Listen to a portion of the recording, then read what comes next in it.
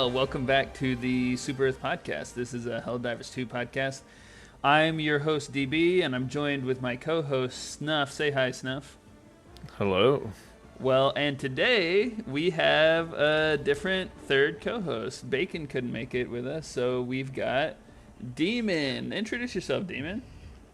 I'm Galactic Commander, Demon Lord Dragon Wizard, reporting from the SES Dawn of Victory. I'm happy to be here. Happy to fill in for my coworker Bacon. I've been slightly referred to as the coworker previously on the podcast. Yeah, you have been featured before, so we're happy to have you on the episode. We've also played together for a little bit, so been a fun time.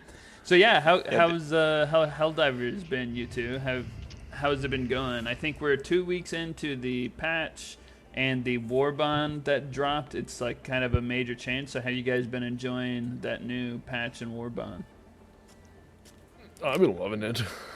A little bit of a little buggy still, but good to have harder difficulties back. And do you feel like, because my sense is that new patch, it's like, yeah, the bots are hard again, which I like. I like a challenge. Yeah. It got a lot smarter. I'm loving it.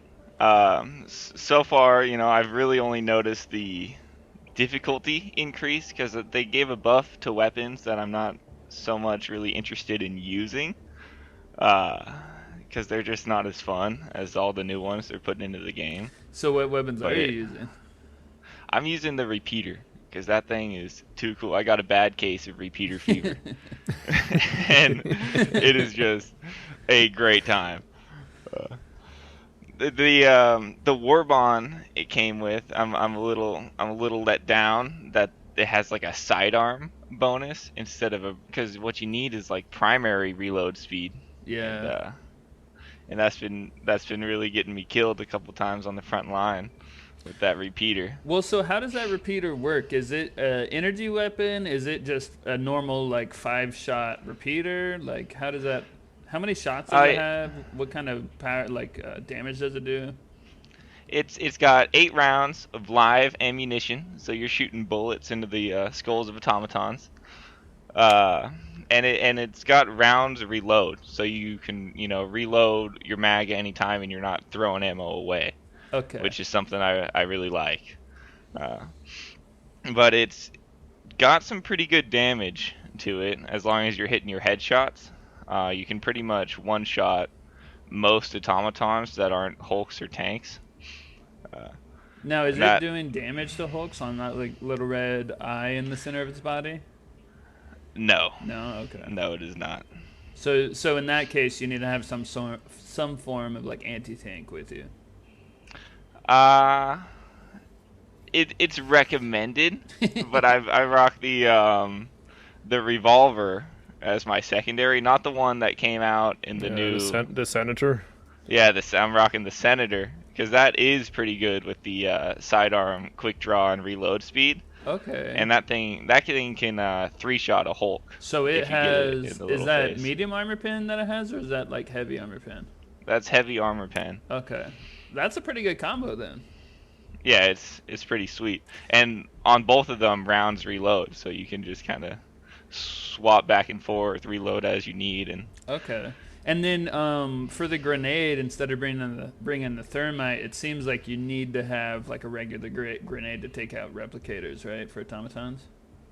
No, the thermite for replicators 100%. Oh, that's right. Okay. You can throw the thermite at any angle on like a replicator or the fabricators is what we're talking about. Cool, yeah. Fabricators, sorry. Yeah. And like you can hit it from the back or the side or the top, and that thing's gonna blow it up. Cool. So you said you're not rocking anti-tank?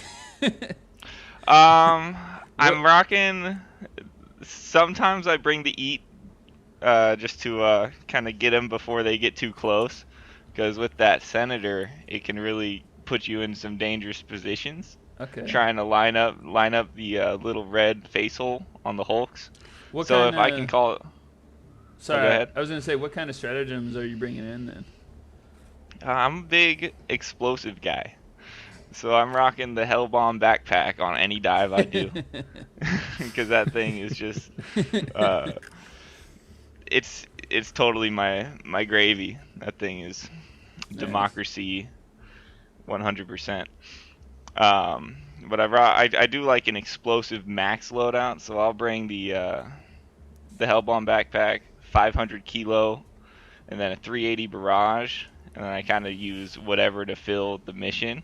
So if I'm doing like civilian extract, I'll bring like a sentry, or I'll bring on like the destroy mortars or missions where I'm more mobile, I'll bring that 110 rocket pods. Okay, now question: is that loadout, in your opinion, is that good for only the automatons, or are you also using it for terminids, illuminate? I find explosives to be extremely versatile. I'm talking that repeater. Is it good for bugs? Are you using it on bugs? The or are you repeater? switching it out? Yeah. I'm using it on bugs. It's not good on bugs. It's not good at all. It's just I can't bring myself to equip a different primary. Yeah, the repeater is like, it's not bad, but the problem is that you run out of ammo and have to reload too fast, usually on bugs. Yeah, and with bugs, you can one-shot or two-shot most bugs if you get them in the head. Yeah, because it hurts them a lot. The problem is just the ammo capacity before you have to reload, usually. Yeah, and how many bugs there are. And they're so mobile, too, and always jumping around to get those headshots you need on the bugs is a different story. Well, and also you're saying you have explosive on your stratagems, but you're not bringing explosives in on your other weapons, so you don't have like the wave clear that you would normally have. So you really need to hit the shots. Like when you have 20 bugs coming at you, you need to hit 20 accurate shots, and if your rifle only holds 8 bullets and your pistol only holds 6, you got to reload, a couple of times. Yeah, there's a lot of run and then reposition and shoot and run and reposition and shoot. But you like to live dangerously. Yeah, live life on the edge, one shell at a time. Now this new major order, like, it did make the bots more difficult, and in fact I think overall the AI got changed, so all of the AI is a little bit harder. But for me, I'm really feeling it on the bots. How you guys feel about that? Do you think that the new changes with the AI like made the bugs more difficult as well, or what do you think? No, the AI change was only for the bots. Okay, and then also the Illuminate, when are they gonna get harder? You think that eventually we'll get an Illuminate push that we are, but I am 100% sure we're not gonna see any buffs or new Illuminates or anything like that until we're done with the black hole, because that's kind of the main focus on Illuminate side right now. Oh, okay.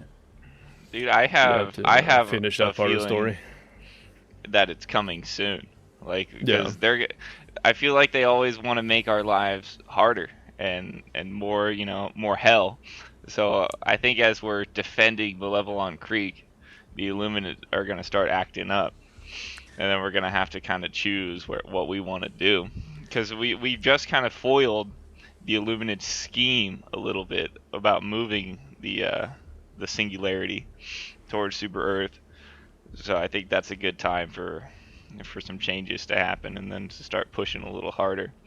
And maybe eventually, because if they start pushing, eventually we may have some fighting on Super Earth, which we talked about a few episodes ago, and Snuff was like down. He's like, yeah, bring it, man. I want to fight on Super Earth so bad. Go a ahead. lot of people are saying they want the black hole to hit Super Earth, but what people don't understand about that part is that if it hits Super Earth will just be destroyed and will probably get reset again like they did in the first game. So you just start over. Okay. Yeah, you still kept your levels and stuff, but they restart the war kind of. Okay. That would be devastating, to lose Super Earth, and the fact that there's Helldivers, asking for the singularity to hit Super Earth sounds like traitorous activity. I'm all for defending. Go ahead. It would be cool to see, but wishing for it is very treasonous. Oh, absolutely. Like, if it came down to it, I'm 100% gonna defend the homeland. Yeah. Oh yeah, 100%. But that's out of the question, as if I want it to happen or not. I want the galactic war far out in the galaxy. Yeah. Well, okay. So since the last episode, we really mainly covered the new update, the new major order. We've had a couple things happening since then. So we did end up failing the last major order, which was, let's see, it was a defense mission. We were supposed to defend 8 planets, and we were supposed to kill, it was like a bug kill challenge. So it was supposed to kill like 1.25 billion bugs. Snuff, we ended up failing on both of those accounts. Yeah, we failed that one. They wanted us to choose on that one and introduce any bots on that one, so people wanted to fight the bots, and then people realized we're not gonna get the bot part of the MO, and then it was too late to do the bugs, and then the classic typical bug diver stuff. Now, usually. Are there any repercussions for that? Have we lost those planets? Are the bugs making an advance? Bugs haven't really made any advances, but we have lost a lot of planets to the bots, and currently Malevolent Creek Memorial Day is coming up on April 3rd, and that's the current MO, to hold Malevolent Creek when, I think it's 5 days from now, when we're recording this, when the MO ends. Okay. Because the bots are currently pushing for Malevolent Creek with the new incineration corps. Okay. Another thing that's happened since the last episode is that they dropped a new stratagem, right? And this was like a week and a half after the update.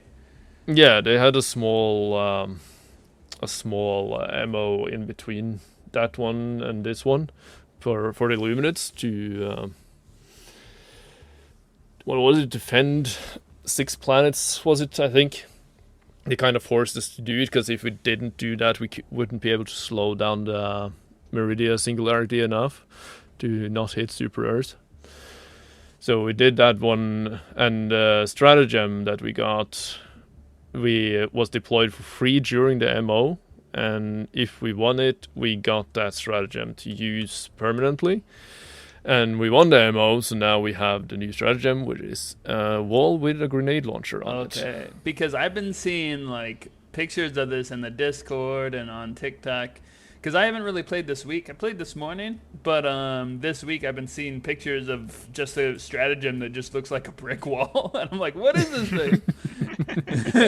And so the logo is just a brick wall. That's excites me, man. I like, when I was playing like Warzone a lot, they had there was this pickup item that nobody in the game used except for me, and it's like a deployable cover.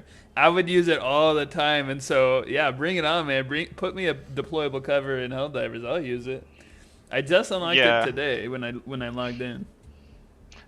I've been liking that thing. It's pretty sweet. It's not really the most effective stratagem I've found, but it's got a major cool factor to it. Yeah.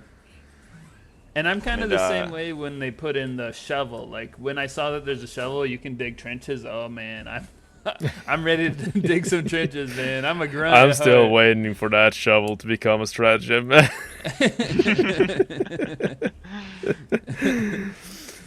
wall is pretty cool. It has the same cool factor as the shovel, I would say. There is one problem to it, and that it is a little bit bugged at the moment, because it can stop the enemies from spawning if you have enough of them deployed at once. Oh, really? Yeah, I didn't know that. Yeah, so if you have 5 of them down on the map at the same time, it can stop the enemy from spawning completely. Okay. Hey, so you can still do the missions, but enemy doesn't spawn. Okay. Damn, that seems like a pretty decent exploit right there. Yeah, there's a little game breaking. But yeah, so I actually have a question, because that one, that's a stratagem that I was seeing on TikTok and stuff, and in the Discord. I've also been seeing some other videos on TikTok that I don't know if this is old or if this is a bug, but what is this that I'm seeing about the quasar cannon, like auto charging when it's on your back? Do you know? What? Do you know about this? Yeah. So the quasar after the patch, after you fire it once, you put it on your back like you always do, right? To pull out your other weapon. And on the back, when the cooldown for it is done, it will start recharging itself, so you can immediately fire it instead of having to charge it up when aiming. Now, is that intentional? No. Okay, so it's a bug. A lot of people are hoping they will keep it, but it is a bug, and I do think they should not keep it at all. They should fix it, because if they keep it, it will basically make every other anti-tank weapon obsolete. Yeah. Because it's basically 100%. like an E on your back if it's... Yeah, it's like having a eat constantly on your back. Yeah. Always ready to go. All So right, it would I mean, make I kind of like it that. would even make the recoilless obsolete, and recoilless is the strongest weapon in the game currently. Yeah. Okay. Yeah, I mean, I think they should keep it. If if you keep it on your back too long, it'll just go off. No, it won't go. Well, it won't go off. But it would be funny if they did it like the railgun, to just blow up if you charge it too long. Yeah, like maybe it's got some. If they want to keep that function in the game, they could have like an unsafe mode for the quasar, where if it will charge on its own, but if you keep it charged for a minute, it'll just go off. Yeah, basically make like the what it was called, the new sickle that basically has unsafe mode where you can just pepper it until it starts burning you. Mm-hmm. Basically make it like that, but then again, even with that, people would be able to exploit it so much that they shouldn't keep it. Yeah, 100%. Because then you can just keep it on, unsafe mode while you're in a fight, and then pull it back out and turn it off. I've talked about so many times before on the podcast here. We already are so incredibly much stronger than the enemy that we don't really need more buffs. Yeah. To weapons like that. We already crushed enemies. Like, you're fighting hundreds of enemies to one person, and you're fine. Well, where does the quasar fit generally in the scope of the anti-tank weapons? Because I generally don't bring it because it's got such a long, like, when you're. So what the quasar does is the quasar is a laser where you hold down the trigger and then it shoots, and it's a long hold down. It's like 4 or 5 seconds. So where do you think that it sits in the stack of anti-tank weapons? Like, what's the use case for it? I'm assuming that if you're going to use a quasar, you have a decent weapon that you're knocking down most other things. So let's say if you're using for the Terminids, you've got a weapon that can crush every Terminid except for maybe like a Charger and a Bile Titan, and you pull the quasar out for those. Does it one-shot a Charger and a Bile Titan? A Charger, it will one-shot, and a Bile Titan, it will one-shot. The Hulk can one-shot a Factory Strider, I think, but you have to hit perfectly. I think it's usually 2 shots. But I think it shines the most on bug side, for me at least.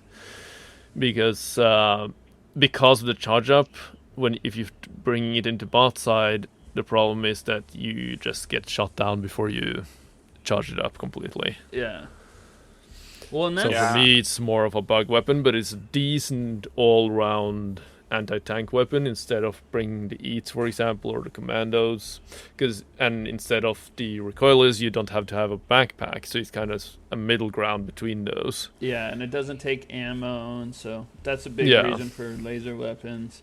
So it is one of my main weapons to go for Terminids. I think it's usually pretty good for that. Okay, but then when you're using it, what is your primary weapon? Because that long cooldown on it kind of means that you have to have another weapon for bug clearing, for wave clear, crowd control, and like larger ones like Alpha, Commander, stuff like that. So what are you using for stalkers and wave clear for your primary? Use the axe. Just the axe. No, you can use whatever you want. You can use the breaker incendiary. I'm a big fan of that, but you can also use the cookout, the breaker. You can use the machine gun. You can also get over with by using a minefield or a sentry, for example. There's a lot of ways to work around it. The smartest thing to do when using weapons like Quasar that has charge up, go medium or light armor, because then you can just run away. If you go heavy armor, the problem is that you get swarmed too fast. Mm-hmm. Yeah, I think the Quasar Cannon is definitely an S tier anti-tank weapon for sure, because it's 100% viable, and the cooldown on it is nothing to really freak out about. Because you can, if you're rocking, Breaker Spray and Pray, by the time you dump through a whole mag of that, your charge is already up and you're ready to blast again with the Quasar. Well, yeah. And so it's two things, right? It's a cooldown, but then also it's a charge up, right? Yeah. Yeah. So, how long is do you know how long the cooldown is? I want to say it's like 15 seconds. Yeah, I think it's 14 or 15 seconds. So that's a bit long, but also it doesn't even hurt me that bad. What hurts me is if you're standing there, because is it a 4 or 5 second charge up? That I don't remember right now. Feels like 20. Either way, the 4 or 5 second charge up is the thing that gets you, because you're sitting there and you're trying to hit like a charger coming at you or a Bile Titan coming at you, and you've got it's just it. I get that the damage is really good and it can that's really great that it one hit stuff, and it better one hit stuff if I have to sit there charging it up for 5 seconds. I don't really feel like I have a problem with that. I never experience it being too slow, really, because it charges up. Like, if you dodge a charger, it charges up faster than the charger can turn around and start attacking you again. I mean, considering that the alternative is like an autocannon where, if you have to aim, it only really, it might take more shots, but it only takes a second or two to get those shots off. Also, the laser cannon, it also takes more shots. It takes longer to take something out, but you can move. You can walk backwards and forwards while doing that, and it's just momentarily. You don't have to waste 5 seconds each time that you're using it. Yeah, but I mean, you can technically do the same with the charge up. You just walk around while charging it up. Oh, okay. So I don't really have a problem with it. You don't have to sit in the same spot doing it. And maybe I should. Yeah, it takes a little bit more experience, I guess, to perfect it. But once you get it down, it's very easy to use, and it's very reliable for taking down chargers and Bile Titans. Yeah, especially. because sometimes you get into hairy situations and you don't got 5 seconds. Yeah, definitely. But like Snuff was just saying, with the charge up on it, you can still move while you're charging it. So if you get behind some cover or somewhere where you're not getting shot at, you can charge it up, and then right when it's ready to blast, you can just kind of peek out and then take out whatever you're aiming at. But it does take a little more, I guess, thought to use it than to just turn around and shoot off a recoilless. You need to kind of plan out how you're going to use it and the situations you're putting yourself in. Yeah, and the times you don't have cover to get behind while charging it up, you can just dive backwards. Yeah, what's that called? Because you can just aim while diving. It's like a term in League of Legends. It's like the skill gap is kind of high, so it's really good. You just have to kind of figure out how to use it. Yeah. Cool. But I would say it's pretty easy for most people, even people with low experience. Yeah. Well, and okay. Also, another thing that we did talk about last episode, it was part of the new war bond, is the dynamite grenade. And in the last episode, Snuff, you were saying you can set a 60-second timer on that. You're like, I don't know why anybody would, but you can do it. And then I found a TikTok. I found a TikTok. Hot potato. Exactly. It's the only reason I found that you want to set it to 60 seconds. You can use it for the Mexican standoff. You can use it as a hot potato. So for fratricide, that's the only reason for it. Yeah, or if you want to if you want to blow up something and get out before you're noticed, like if you combine it with smoke, you can smoke the area, put the dynamite down, get out, then let it blow. Wait, say that Yeah, again? I got. The... If you want to play a little bit more stealthy, you stealth, can pop down some smoke, get in there, get the dynamite down, get out, and then you haven't been noticed, and then it goes off. So maybe if you're like a solo player. Yeah, for example, you can still use it while playing with other teammates as well, but you have to make sure that they don't disturb everything in there while you're having the smoke there. And they don't run up on it when it's about to blow up. Yeah. I have found I'm not a fan of the dynamite. Not even remotely. I brought it into one of those defense missions, to try it out. And so I swapped out my thermite, which is my go-to, because that thing is just the best. The thermite can take out anything. One thermite, that's all you need. So I didn't really bring anti-tanks because I'm so used to relying on my thermite. Just stick it on the tank and then go do what else you need to do. So I'm rocking the dynamites, and I got a tank, and I'm like, oh, okay, cool. There's a tank right there. Throw a dynamite on it. Go do my thing. I come back, the tank's still right there, shooting at me with whatever it's armed with, whether it's a shredder or just a giant cannon on that thing. So I come back and I'm. Sorry, continue. And I'm like, oh well, it must need another TNT, another dynamite on there. So I throw another one. I'm like watching it this time because I'm like, well, this thing better take it out in two. Blows up right on it. Doesn't take it out. I end up getting killed by another tank. So I'm like, all right, I drop back in with the hell pod, and I throw all four of them, stick them right on the tank. I'm watching them all go off, and it's still there, not even like remotely close to dying. And at that point, I'm like, these things are useless.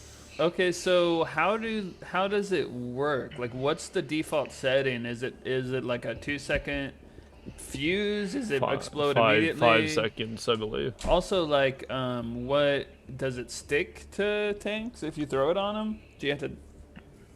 What's going on? It sticks. Okay. I haven't adjusted the timer or played with that at all, just because I kind of wanted to go off, a couple seconds after I throw it, and that's what it's been doing. I just noticed the damage, at least anti-tank damage on it. It has a nice blast radius, but it is totally not doing what I want it to be doing. Yeah, it's not an anti-tank grenade. So it's a wave clear with a 5-second fuse. Yeah. The nice thing about the timer, though, is that you can activate it and run around with it until you have gathered up a lot of enemies. So that is one tactic you can use, and then throw it in when the timer is about to go off. Oh, okay. Because then you can get a lot more out of one blast. So you can like cook it essentially. Yeah. Okay. Cool. And then how else has this war bond been treating you? I know last top 5 Snuff, the Mexican standoff is I think made the list a couple of times where you use the pose where you're like a gunslinger and then you shoot your fellow Helldiver with a pistol. So how much of that have you been doing? Has it been have you been winning your duels? I don't think I've lost a single duel yet. It's easy to win your duel if your partner doesn't know you're dueling. That's the easiest way to win.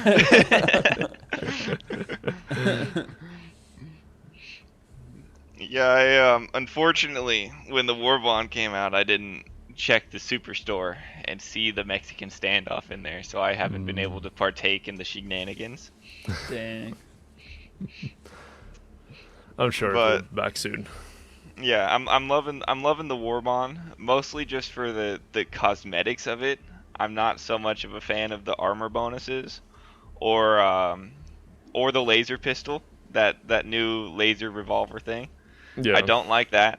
I don't think it's cool to have a revolver that has infinite ammo. I wish it was heavy armor penetrating and it had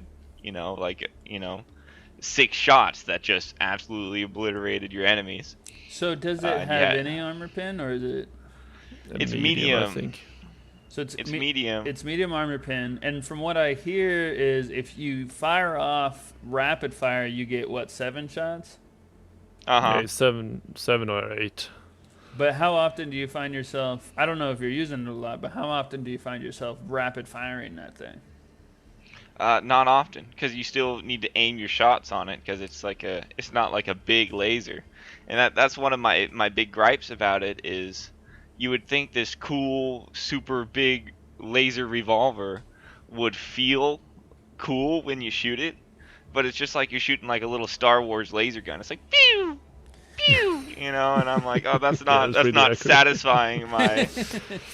I think the reason they did it like that is because if they made it heavy armor pen, it would make the Senator obsolete. I think that's why. Right. I mean, even if they wanted to keep it medium armor penetrating, give me a better laser coming out of that thing. Oh, you mean like sound design and light? Sound design, like some sort of like recoil, or something that makes it seem like I'm doing something with it, because it's just like it feels like you're shooting the sickle, just one shot at a time, which obviously it does plenty of damage. It's just not. It's not there for me. It's not giving me what I want out of it, like the 500 kilo does. You know what's funny? I have the same exact experience with like the static weapons. There's like an electric shotgun that apparently is good, and I tried it out, but it's just like the oomph isn't there. It doesn't make me want to use it because just lightning bolts come out the end. There's no recoil. There's no like big boom on it. Are you talking about the Blitzer? I think so.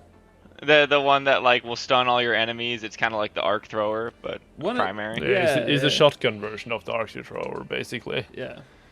Yeah, I mean, when I was first starting out in my Helldiver career, after I first enlisted, I would use the Blitzer a little bit, and I would be playing against the Illuminate, and it would just make it boring. Like, I could just, hold S and walk backwards and Blitzer through a whole crowd of voteless, and I was like, I didn't have to use any of my brain or my Helldiver's problem solving. It was just blitz enemies and then game, like that's it.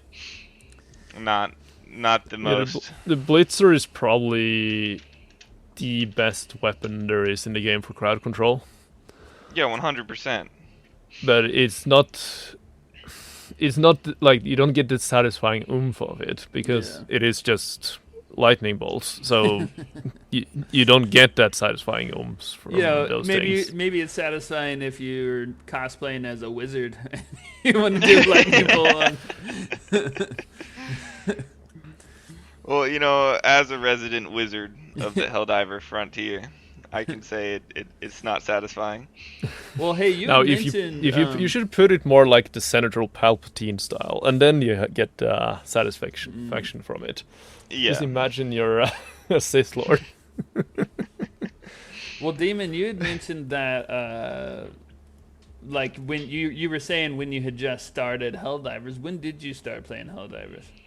I started diving right before the Illuminate came in, so I was a little late to the party, but I enlisted just in time to help fight off the squid scum.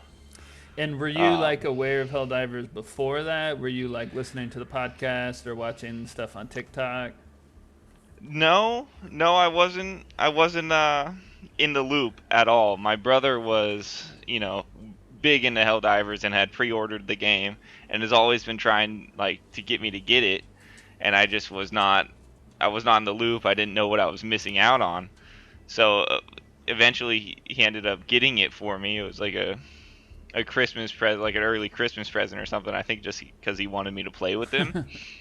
And it was like right when the Illuminate came in, and immediately I watched that opening cutscene, and I was like, "Oh my god, this is the best game I've ever played." And I haven't even dove yet. And then after that, it's just been all Helldivers all the time.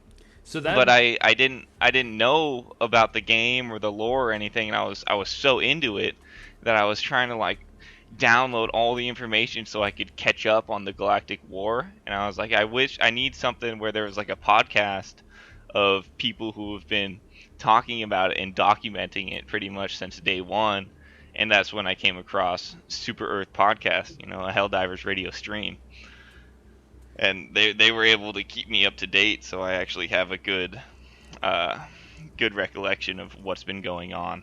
Okay, and so the reason I asked that was if you started right before the Illuminate, did it make a big impact on you if you didn't know about the lore?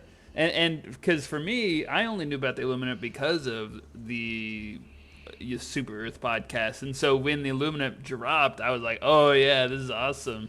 So how did you feel about the Illuminate when they dropped? Did it make a big impact, or you just okay, whatever, this is just a different... Well, when I first came in, my first dive was the Illuminate. Okay. And I didn't know the lore to the game, and I was like, okay, so there's 3 fronts, the Illuminate, the bugs, the automaton, and I was like, obviously I'm gonna do the Illuminate because it's like zombies, and I've always been a COD zombies lover, COD zombies enjoyer. So when I started doing that, it totally scratched that itch for fighting off waves of voteless.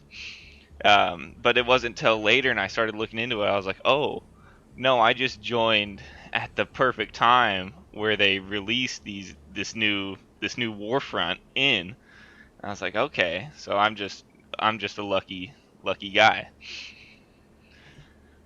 Okay. So actually, I have a fun little thing to talk about. In season 1 of Super Earth Podcast, there was a little segment they did talking about some unspoken rules in the Helldivers universe, universe.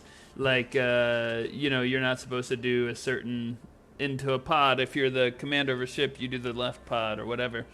What are your guys' unspoken rules when you're playing? And I can go first because for me, this just really grinds my gears, right? If I get killed, and especially what gets me if somebody team kills me, it's you gotta drop me back down with my gear, right?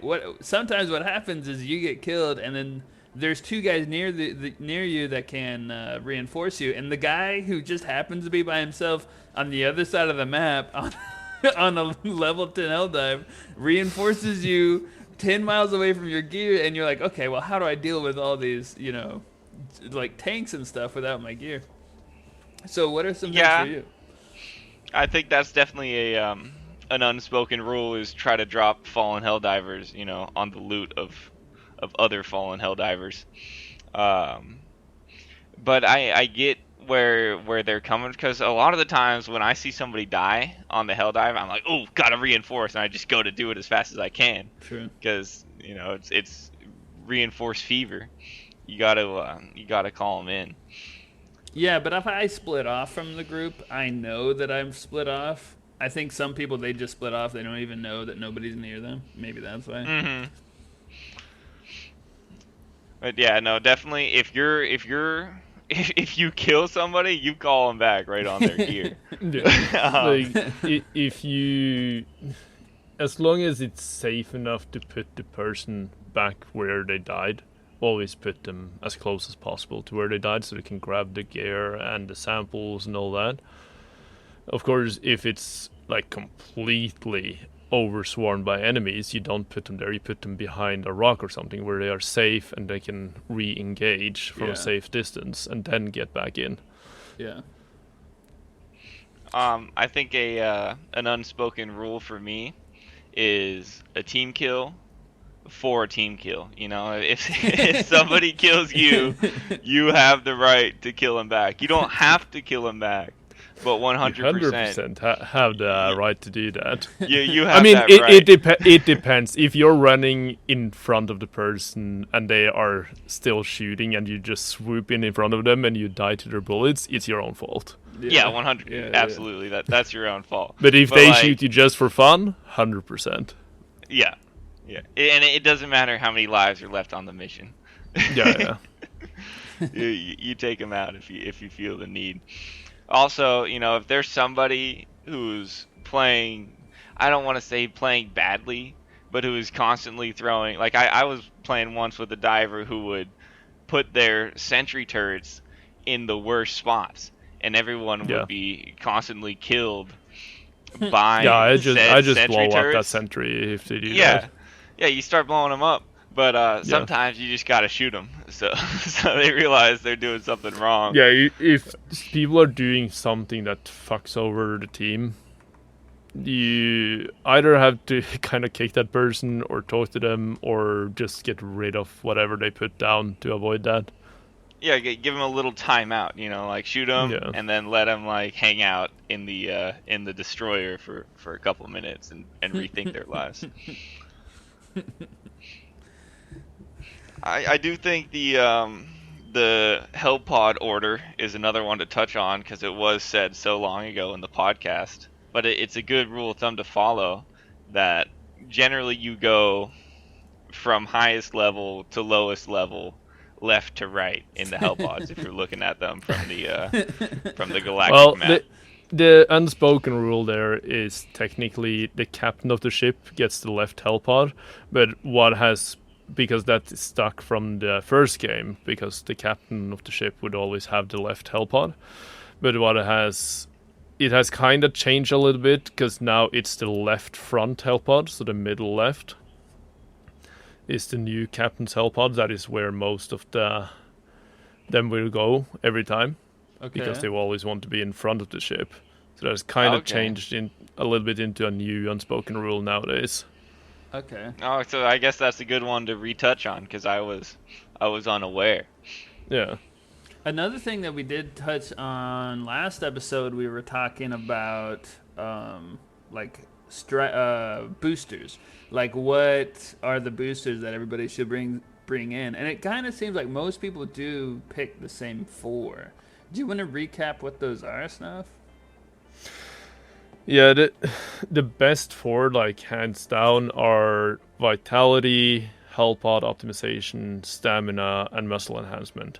A lot of people choose the Stim Booster instead of the Stamina, because they want the extra seconds that the Stim lasts and a little bit extra speed. But the thing that they don't really realize is that it's so insignificant. It looks like you're going a lot faster, but in real life you're not actually going that much faster. You're barely moving faster at all. And the Stim Booster is not worth it unless you're wearing medic armor. Mm-hmm. Yeah, I'm not one of the biggest Stim Booster enjoyers. Yeah. But that is, like, the Stim Booster is the one I see people always bring. But I think that is because people don't actually realize what it does exactly, like timer-wise. Yeah, your whole screen changes color and it feels like it's really doing something. You're like, wow, this thing's really working. All it does, it speeds you up a teeny weeny bit. It gives you a little bit longer lasting stim, but it fucks up your aim, because your screen will shake, your aim will shake more. And so in general, I would say don't bring it unless you're going a full melee squad or going medic armor, something like that. Mm-hmm. Okay. Yeah, I think definitely the number one is the Hell Pod space optimization. Oh, and yeah, 100%. There's some truth to that, because on the DSS, if you give enough, requisition slips, you get that for free on every mission that the DSS is there. Yeah, if you have the orbital blockade, you get that one for free. Oh, okay, that's what it is. But yeah, it's like so important that the DSS literally has a spot for it for free. Yeah. Yeah, so you can actually use some other booster that you may not use all the time. And that's a nice one, right? Because you start with, if you don't have that, you start with 2 stims and like 2 grenades. And if you do have it, you have 4 stims and 4 grenades. And I have the armor. I always use the armor where I get more grenades. So if I have that, I have 6 grenades to start with, as opposed to like 2 without it. So that is a really important one, in my opinion. I feel like and that's also, the first like, one I bring. if you split up in 2s and go on each side of the map, one person call in the resupply on the other side of the map, you don't have any resupplies then. And if one of your the teammate you're with dies and you call them back in, if you don't have it, they don't have a fully equipped Helldiver anymore. Mm-hmm. Yeah. And yeah, also, it's pretty crucial, especially if you're splitting up, to be dropping in with full supplies. But you saying that just made me think of something. Like, I wish that if you did die, your stims that you did have would fall out of you and you could be picked up by other people. So that way, if you are low and your buddy dies, you can grab a grenade off his body. You could grab a stim off his body. That would be really nice. There should definitely. I was thinking that, recently when I was playing, there should be more Helldiver drops. Like, if you run over a fallen corpse, you should be able to pick up, whatever spare ammo and stims off their body. Because it's not like it disappears. It should still be there. Yeah. And that is the reason the shovel is currently kind of like a stratagem weapon. It replaces your quasar or whatever you have on your back, because as we're speaking right now, you cannot pick up secondary weapons, and that is why the shovel replaces your stratagem weapon instead of your secondary. Now, do you think that the shovel, if they do make it something you can bring in, do you think it should replace the secondary or replace? Hell yeah. Don't the secondaries. Just make it a stratagem for the memes. A hell pod with one shovel. I would like it to be a secondary. But no, the nicest thing would be secondary, but for the memes, I would say make it a stratagem. Oh, because there aren't really any secondaries you can pick up off the map, right? No, there's like you can't. There's some primaries, mainly like the double action shotgun, and then there's some primaries and stratagem weapons you can pick up, but no secondaries. Interesting. Yeah, it would be nice to like pick, have random senators and different things on the map. Mm-hmm. Yeah. Well, what I've noticed about the shovel is it's fantastic. The shovel, 100% fantastic. Yeah. My one gripe about it is when you like scoop up some dirt, I wish you could put that dirt down. So, yeah, like that would be nice. You can actually make a mound. Actually make a mound, so you can dig a hole, but then build a barricade at the same time. That's true. That would be really nice. My biggest gripe about the shovel and any melee weapon, honestly, is that if you have it equipped and go to the fucking computer, it will always block your view from the computer every single time. Every single time. It's perfectly placed in front of the stratagem code. That's gotten me killed so many times when I was trying to do that berserker challenge. I was like, "Oh, I can't type it." Now, it's when you're using a melee weapon, is there only one attack? It's like a swing. Is there like a heavy attack or different parries and stuff? No, one type of attack. Do you think they should add different types of melee attacks, different types of strategies and techniques? They could, but I don't think there is a point to it.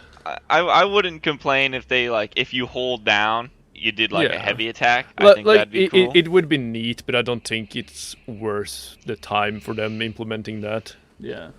I could see that being more useful against the Illuminate or the Automaton, where if you're fighting one of the bigger guys, you could use heavy attacks instead of barraging them with little stabs. Well, what I was thinking was like a parry. So for instance, the Automaton chainsaw arms, you parry away a chainsaw arm and you hit him. Or, even a Terminid, you parry a Terminid attack and then you hit him back or whatever. Parries could be fun. Like a block. I mean, you technically that would be awesome. But you have to use a shield.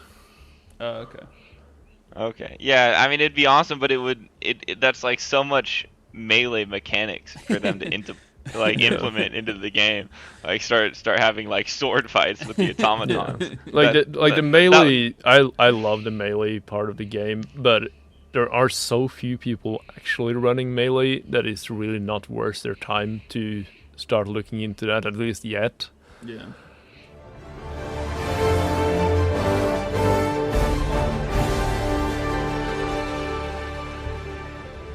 So this episode's top 5 is actually fitting because we just got a new fortification, this week or last week. So our top 5 this week is top 5 fortifications.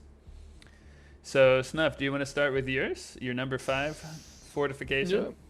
And before we start, I will say my honorable mention is Snuff's mines, just like last week. I mean, they do the job. What can you say? All right, go ahead with your top 5 fortification.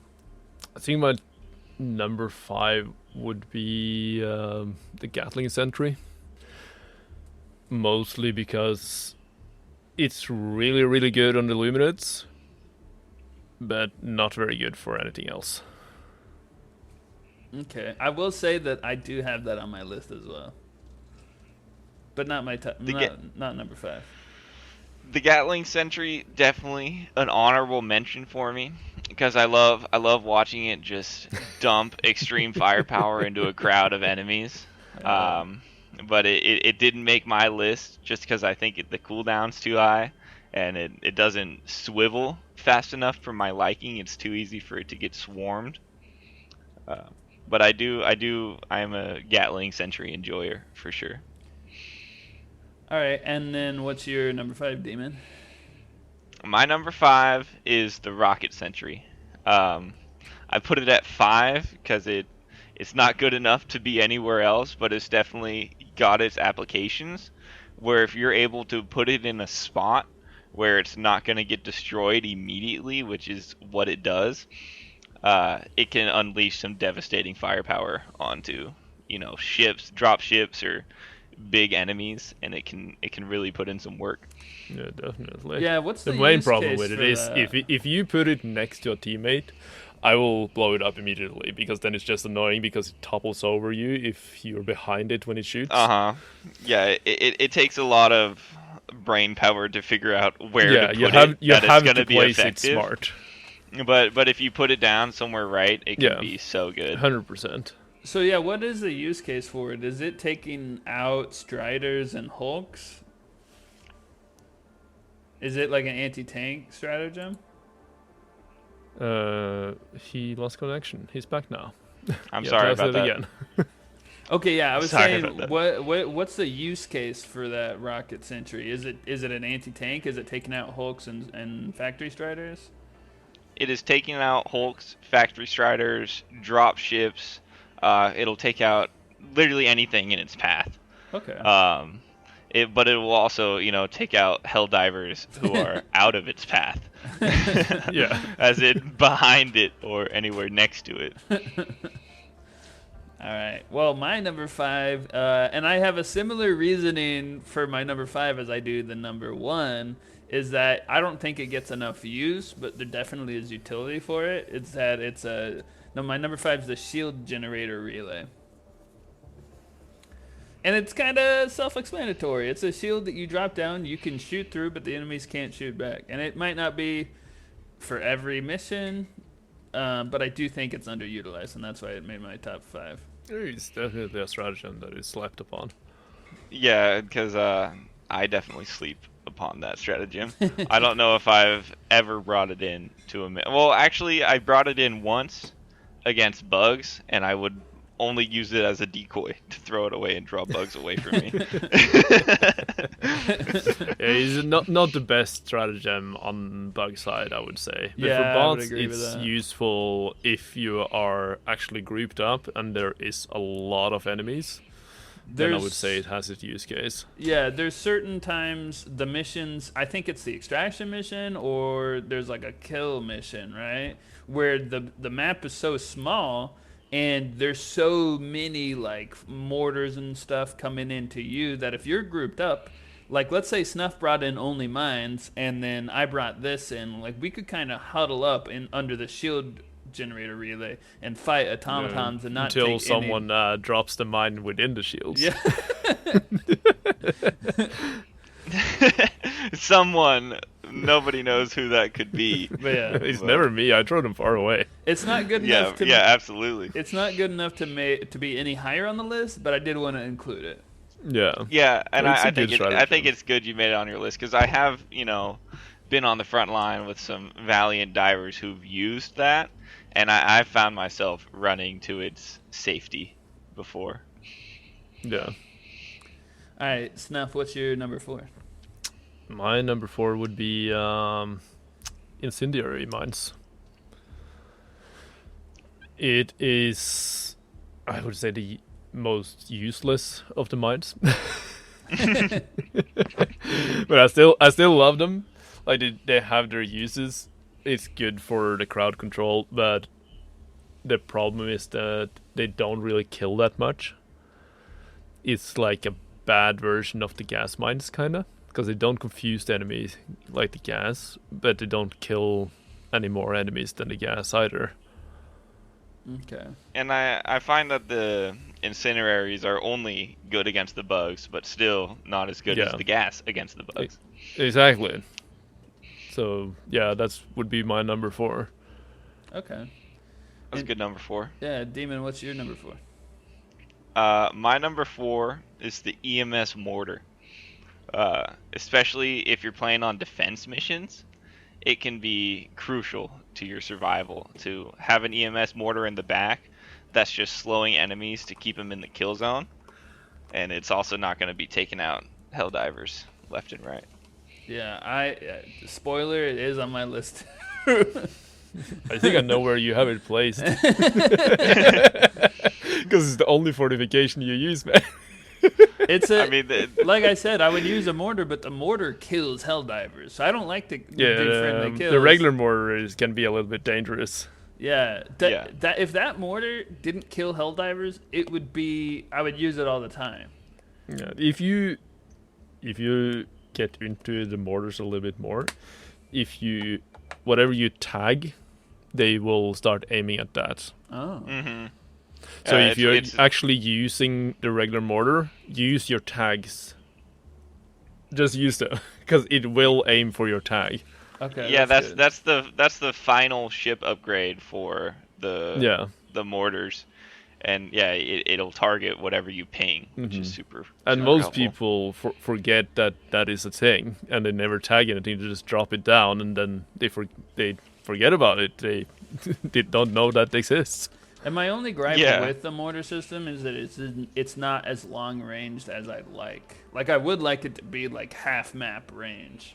Yeah, it should be able to target freaking anything like mortars do. Yeah, exactly, because it's a mortar. But on like the defense missions where you're launching rockets or fighting enemies, they can take out anything in that map, which is generally where I use them most. Yeah, I would say it's on the defense missions where you see both the mortars in general actually shine the most. Yeah, and I will use those mortars on the defense missions. I won't. Yeah, I won't use them on normal missions, but I will use them on defense missions because most of the time the automatons aren't getting like right up on your butt. They do sometimes on defense, but. Yeah. All right, so my number 4 is actually the Gatling Sentry. So it was Snuff's number 5. And I don't think there's a lot more to say about it. It's a machine gun. It shoots a lot of bullets. The one thing I will say about it is a year ago, it wouldn't be on my top 5. But now, like, I think it is really a solid sentry. Like, it's a year ago, I don't think it was as good against automatons, and now I think it is. Yeah, the Gatling Sentry is it's glorious to witness. It's like just devastating firepower. And you gotta appreciate the ammo reserves. Yeah. Yeah, and the cooldown's not horrible on it. It's the same as the autocannon sentry. It's got really good damage. It takes out a lot of different things. The cooldown on it is pretty much in the sweet spot where you can like use it on most objectives in a mission. Like put it down and then you'll do your objective, and then by the time you move on and get to the next one, you're able to throw it down again. Yeah, and you can use it in any game mode, any type of mission you can use it. And for defense missions, I like to run that and an autocannon. And once I throw the Gatling, once its cooldown is almost done, or it either gets blown up or it's like almost done, then I throw down the auto cannon, and that way I like kind of what's the word? But leapfrog the two. Mm-hmm. So that way I can alternate and have one up at all times, pretty much. But yeah, with that being said, I think we're on to Snuff's number 3. Yeah, that would be the anti-personnel mines. The reason they are number 3 is because they're a hell of a lot better than the incendiary mines, and they actually kill stuff. The only problem with that is that they, like it seems to be the case that they have more like, what would you say? You don't have to step on them always to blow them up. They have more like a little field of sensors. So like if you're proximity. So if you're just inside that proximity, they will blow up instead. But they are quite effective, and they will cover. It will pretty much protect you from anything except for the big stuff. Now, my question about the mines in general is: did they get a buff somewhere along the line in the last year? Because when I mean buff, I mean like the cooldown. Like, was the cooldown always as short as it is? Because I remember when the mines were first coming out and we were first getting the mines, people were like, in a normal mission, people would never use them. Because it was like, it's just too inconsistent. It's way too much of a threat to kill friendly fire. I don't think it was any buffs to it. I don't remember any buffs to it, at least. But I think it was more the case that people slept on the mines a lot more before. People don't actually realize how to use them properly. Okay, you don't think like the cooldown has changed on it? Not that I know, but also like everyone else, nobody was using the mines early on pretty much. Not even me. Yeah, I got one problem with the mines, especially the anti-personnel mines, is the visual. I don't know if they're bugs, but more the visual characteristics of them, especially if you're playing on a snow map or a sandy map, where they will be under a layer of snow or something like that, or even the location of them, if you're not the host, isn't the true location. So a lot of the times it doesn't matter how vigilant you are. If you're walking through a minefield, you got a 50% chance of blowing up. I definitely have experienced Stim that. before you go in. Yeah, no, Snuff has completely cordoned off whole sections of the map where I just like could not get through with my my most vigilant work. I still could not get through without dying. Yeah, like the spot is technically placed true on everyone's screen, but the thing is, because of desync, when you're playing, like when I'm playing with you guys are in America, so you get a little bit of desync. So the mine is actually closer to you than it would look on your screen because of that desync, and that is what usually causes people to accidentally step on a mine. Yeah, but we all know it's our own fault. Oh yeah, 100%. Like, why are you running into the minefield, dude? It's not there for you, it's there for the enemy. But when you're 30 minutes into a 40-minute dive, by that point the entire map is a minefield. Yeah, you can just sit and have a cup of democracy. Democracy. All right, so what number? That brings us to Demon's number 3. My number 3 is the HMG emplacement. Mostly for defense missions, but you can use it on objectives, and it's just so good to be able to throw down pretty much 2 heavy machine guns with no recoil that can take out essentially any target. Well, go ahead and explain, if somebody's never played the game or never done the HMG emplacement, explain what it is. Well, it's like a turret that you man. It's a Helldiver manned dual machine gun turret, and it's got plenty of ammo. I don't know the actual number for the ammo reserve, but if you're not just spraying it, you can man the turret for about 5 minutes and focus on some big enemies. But that thing is very powerful.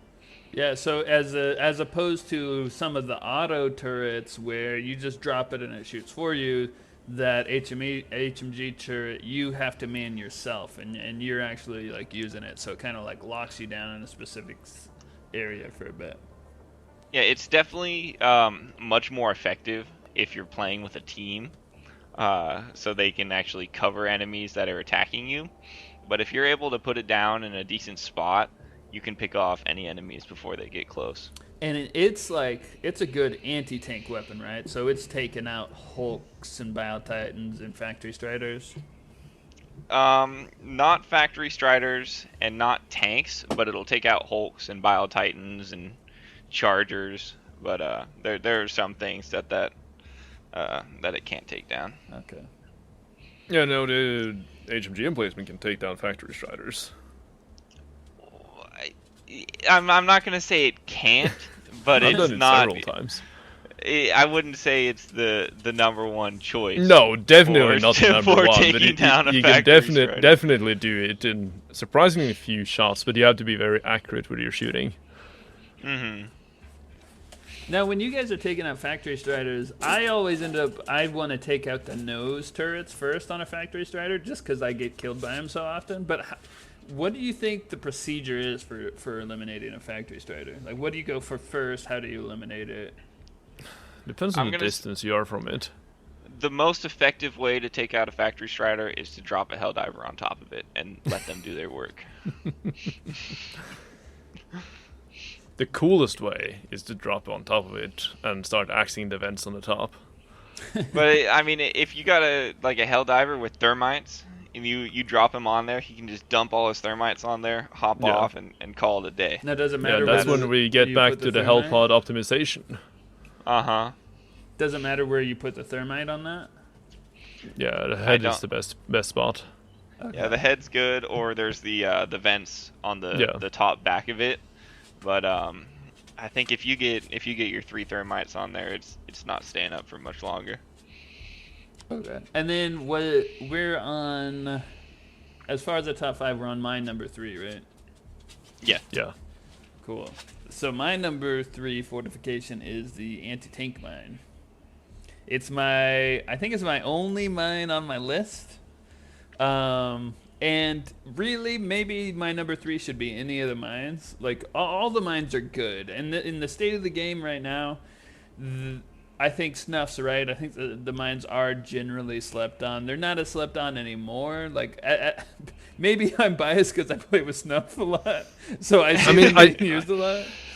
No, but I think we're at the point in the game where also a lot more people are reaching max level than earlier on when the mines first were introduced. So people are also trying out more of the different loadouts instead of just sticking to the same thing, because it gets kind of boring if you just stick to the same thing over and over again. Yeah. When you have played for that long.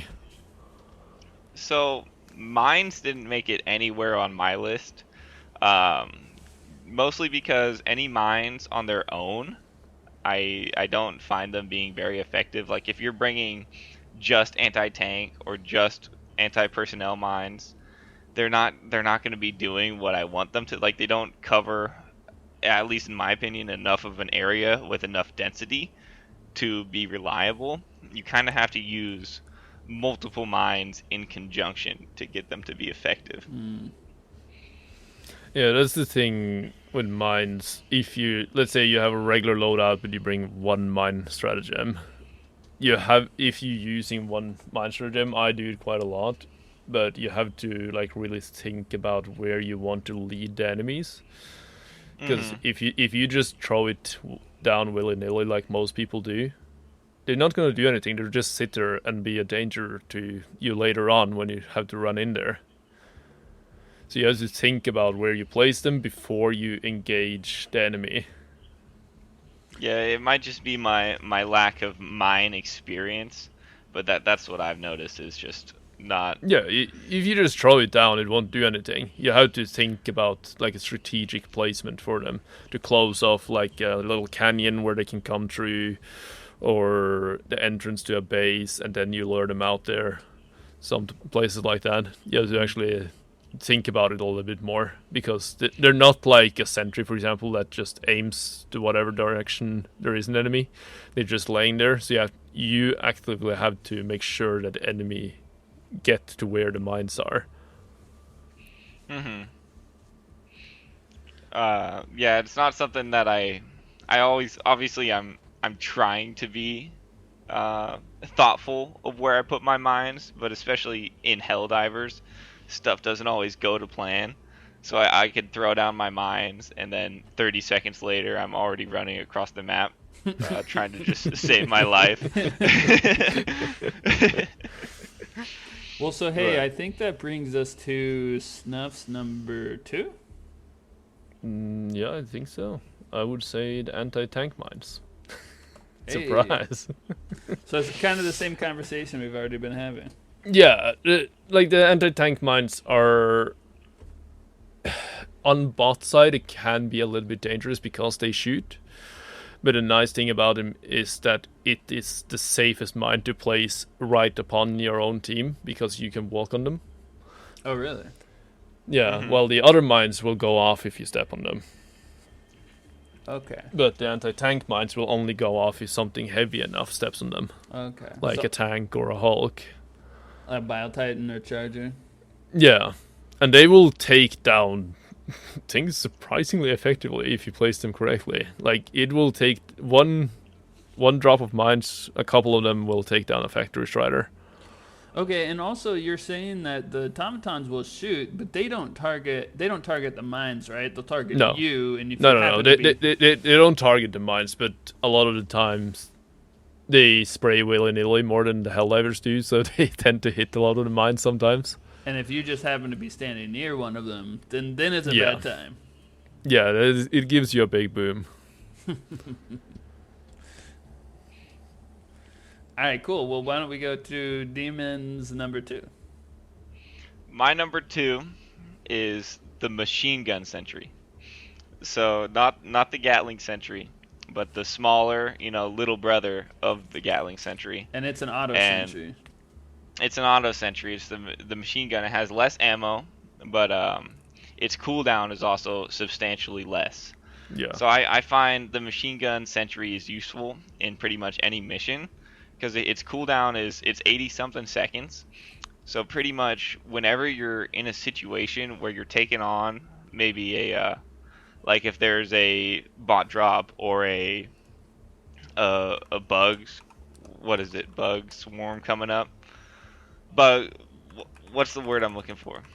When bugs calling back up. Bug breach.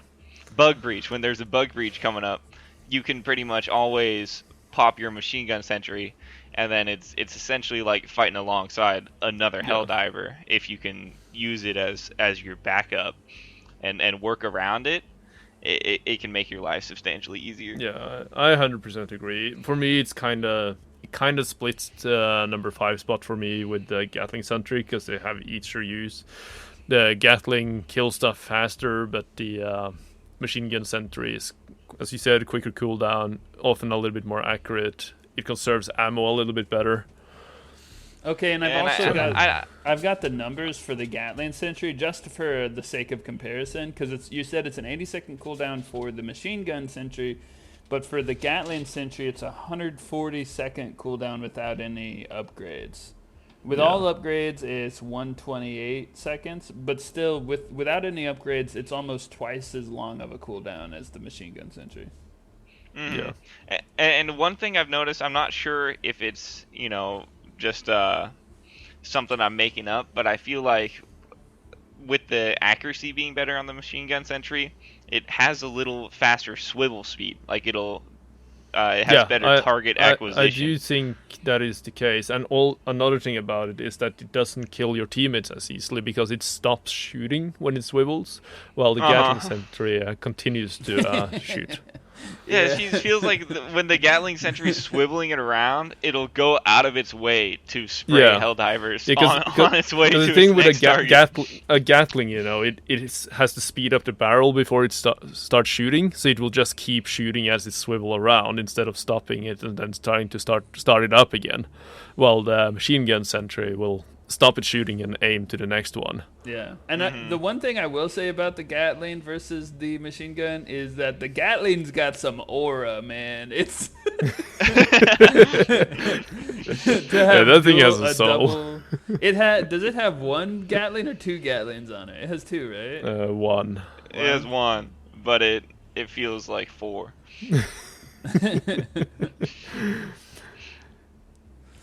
Yeah, the Gatling sentry's definitely got aura. Every time you throw it down, you gotta say "arise" when it comes up. All right. So I think it's my number 2, right? Yeah. Is that what we're on? So my number 2 fortification is the autocannon sentry. And the opposite of the Gatling, I think the Gatling last year probably wouldn't have been on my list, or was it last year? Yeah. But this year is. The autocannon last year would have been higher on my list, even though it's number 2. This year, I'm not using it quite as much.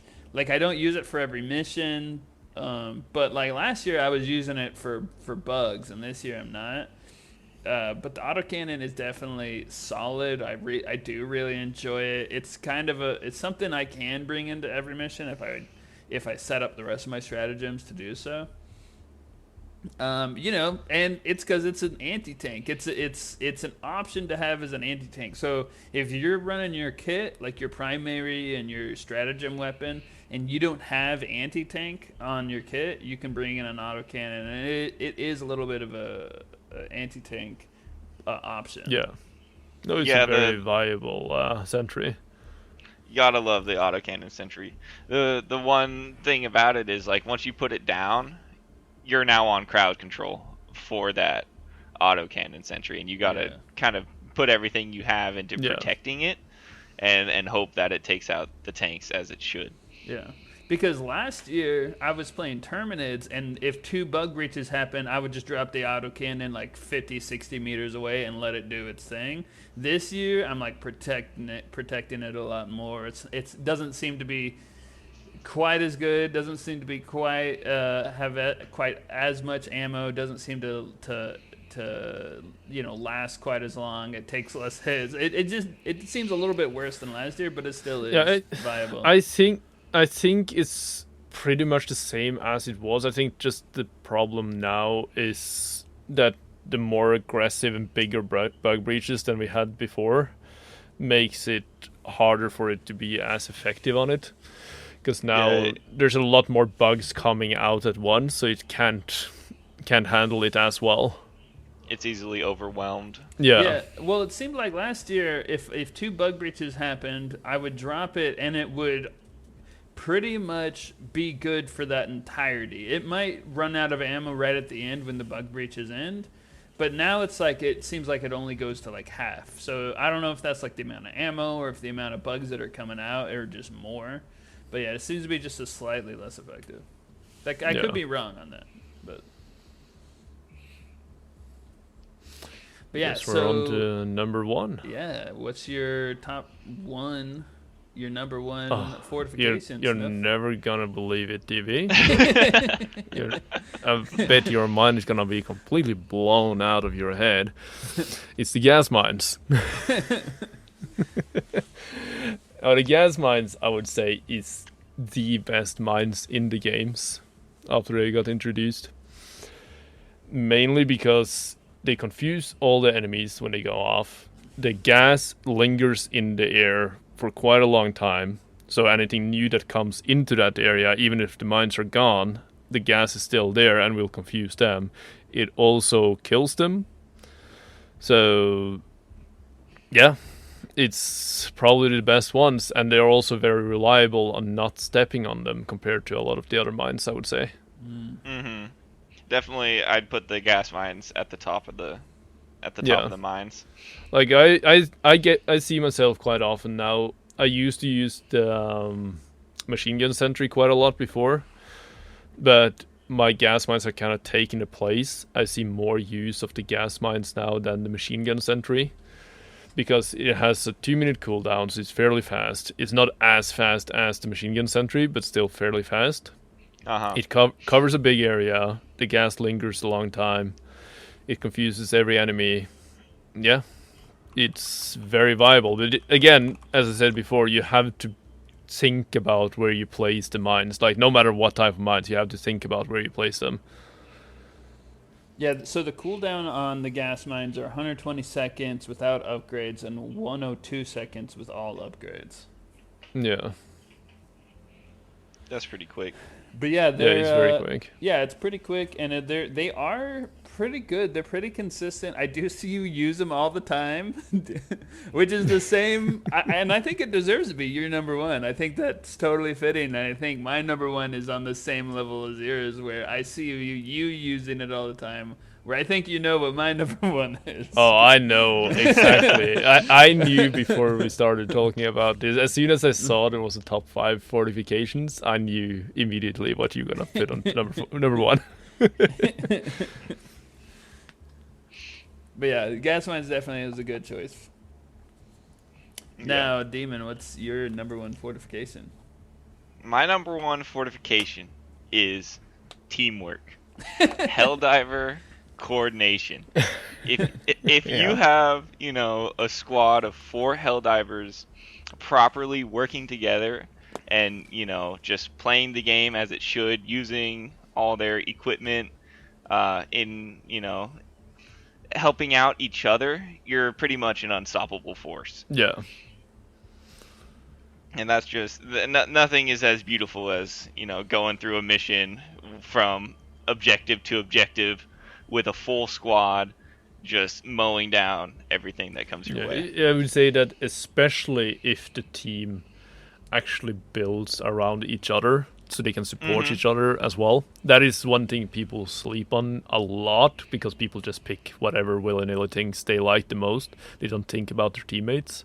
But if you actually go in there and specialize yourself more so you can support your teammates and help them out with specific things, you will have such an easy time with everything. Oh my god, it's like you're playing a different game. Yeah.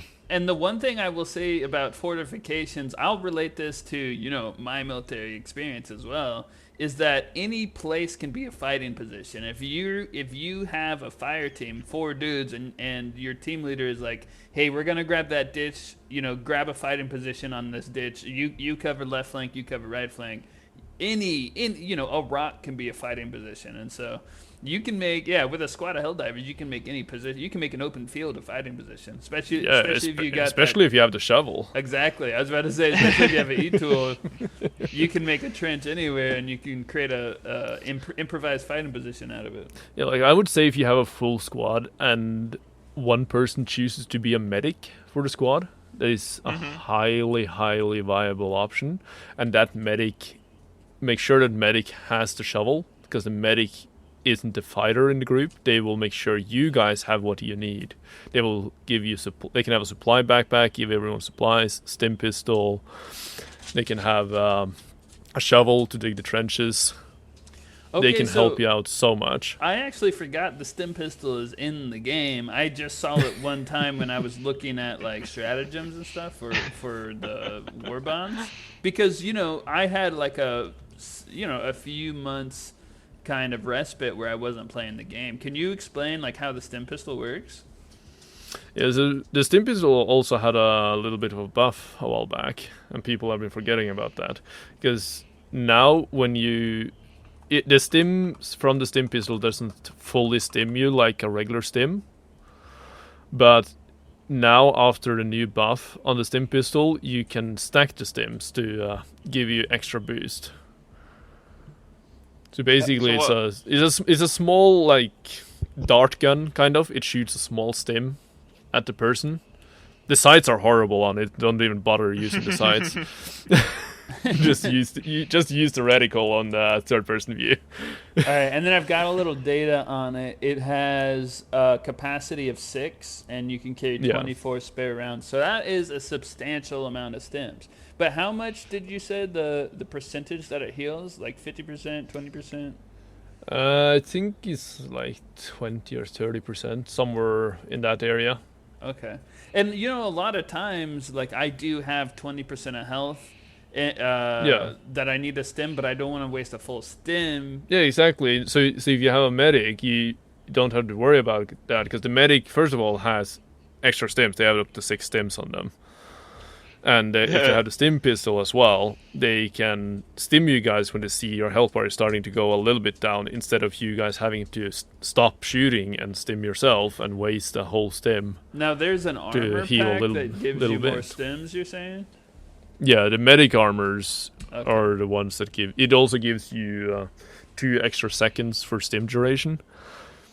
So while we're on the stim pistol, the one thing I've seen, I think it's maybe a slight reason that people are less inclined to use the stim pistol, is a couple times I've seen some Helldiver run the stim pistol, and he would go to shoot the other Helldiver with it, but he would miss, and then said Helldiver would then think they were getting shot at, and they would turn and shoot the guy trying to heal him. You have to coordinate more. Like if you specialize your team, you're kind of depending on the team coordinating with each other way more.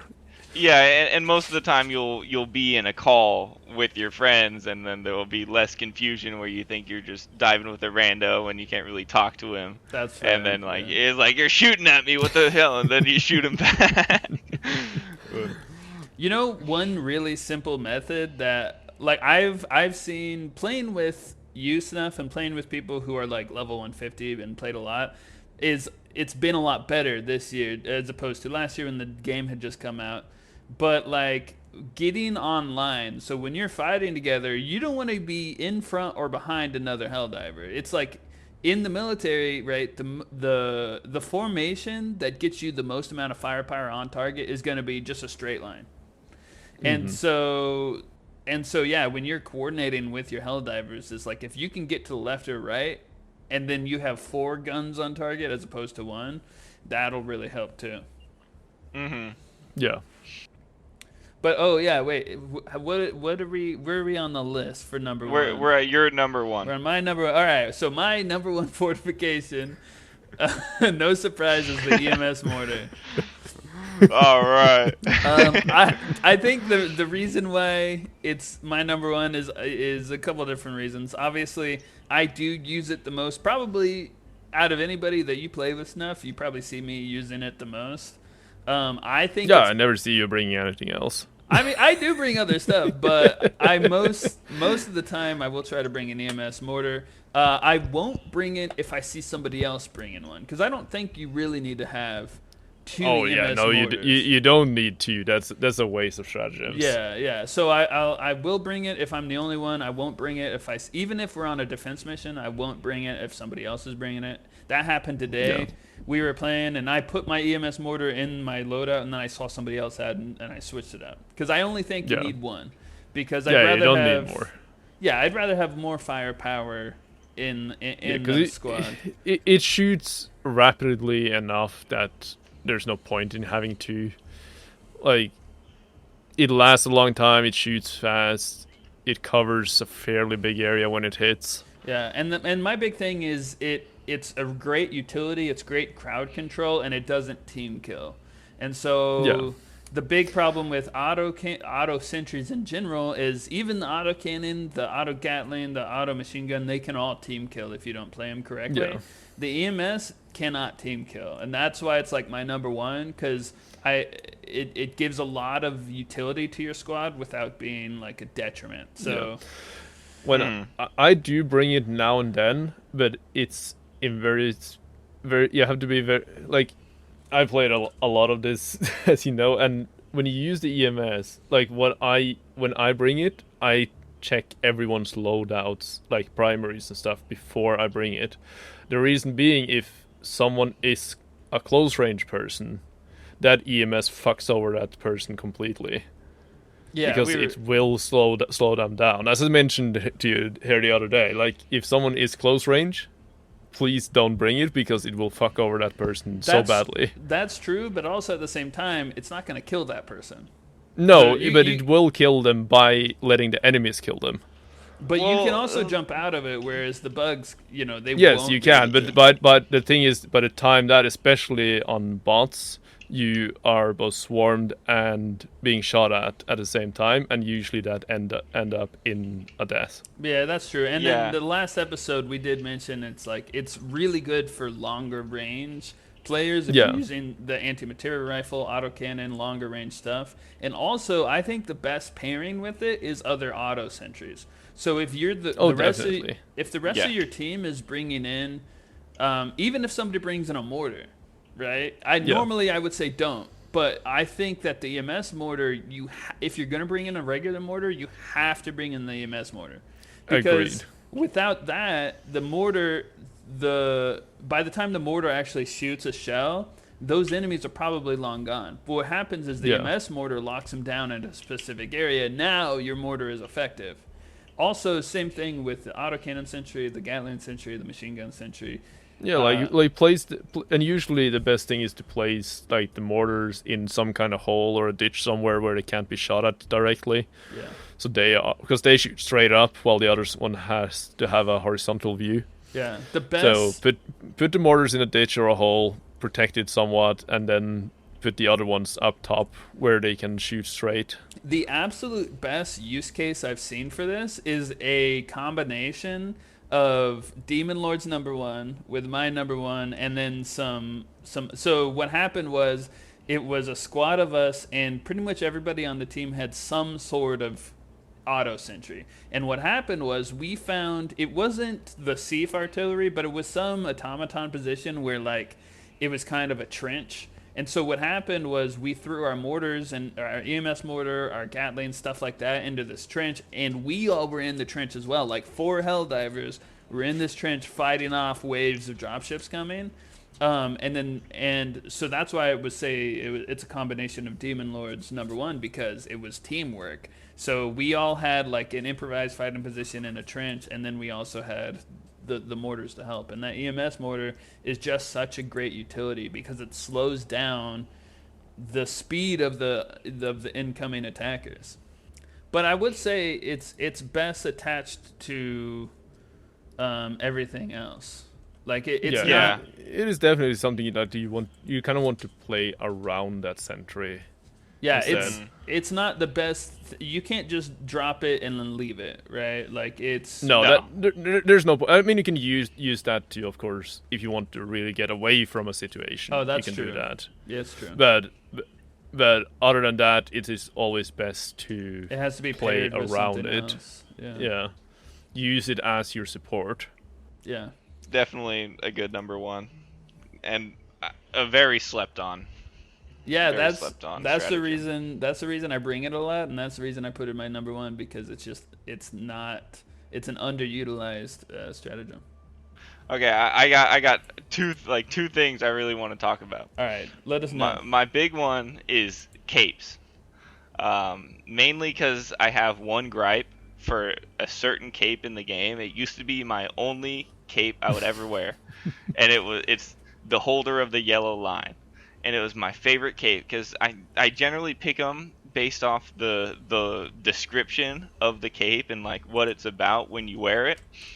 And the holder of the yellow line, it has my favorite description because it's talking about like in the ancient days, you know, the yellow line used to represent an incrossable boundary, and it's talking about like road lines or like, you know, safety lines in factories or on train rails where you can't cross the yellow line, and how it's, you know, evolved into Helldivers lore, like you can't cross the yellow line. And that was my favorite cape, and I would always wear it. But then they added a blue interior lining to that cape. And I don't mind the blue interior lining, except whenever you're running around with it, there's a graphical bug, and like the blue is always glitching through the outside of the cape, and it's just bothered me to a point so much where I can't wear it anymore. Dang, so you got a bone to pick with Arrowhead. A little bit. I mean, like, either just make it so you can't see the blue glitching through, or just take it out. Take it out. We don't need the blue lining on the holder of the yellow line. By the way, did you read the thing verbatim, or do you want me to? I don't have it down right now. I pulled it up. So this is what the description says. It says, since ancient times, the yellow line has symbolized an uncrossable boundary. To don this cape is to draw that line between tyranny and liberty, between alien monstrosities and super Earth property, and never yield the right of way. That's pretty sick. Yeah. That's pretty good. Such a fantastic description, and like to wear that cape just makes you feel so powerful to be the holder of the yellow line. All right, Arrowhead. So you got to fix that graphical bug. Yeah, right away, because right now I'm using the Great Cloak of Rebar Resolve as a placeholder, and I mean it's a fantastic cape, but it's no holder of the yellow line. Wait, say that cape name again. The Great Cloak of Rebar Resolve, and it's got a pretty good description on it too. I'll pull it up right now.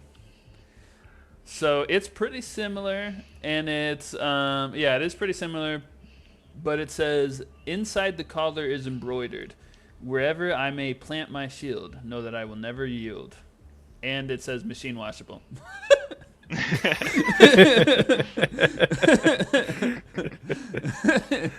That's awesome, man. That's great. That's like in keeping with the brand of kind of Helldivers too. It's like awesome and then funny. Yeah, it's a decent placeholder. But I want my OG cape back, please. And my next point I wanna touch on, and it's pretty much for Snuff since he's level 150. I want to know what advice you'd have for people on that level 150 grind, or how they can get there better, get there more effectively. Well, generally the most effective thing is going level 10 and clear everything on the map, do every side objective, every base, every main mission, and then extract. That is generally like the most effective way to do it. But what I always recommend to everyone to actually not just get to level 150, because I don't give a fuck about level as long as you're a good player. Because there's a lot of 150 players that have just been grinding to get to 150 just to have the status as a 150, but they suck at the game still. And then what's the point, man? Right. Why? So right. My advice to everyone is usually going solo missions. Start on 1 and master 1, and that everyone can master 1, right? And then you jump to the next difficulty, master that difficulty on all solo, then go to the next one, master that one, and then so on until you have mastered level 10. And then when you have mastered level 10, you just keep going on level 10. Because that is the best way to actually get good at the game while also getting the XP that you need. Okay. And so I brought it up, and you answered the question right away that, full clearing level 10 super hell dives is faster. But I guess I was wondering, so full clearing it, you get the most XP. But what if you were to, go in a level 10 and then as quickly as possible do the main objective and extract?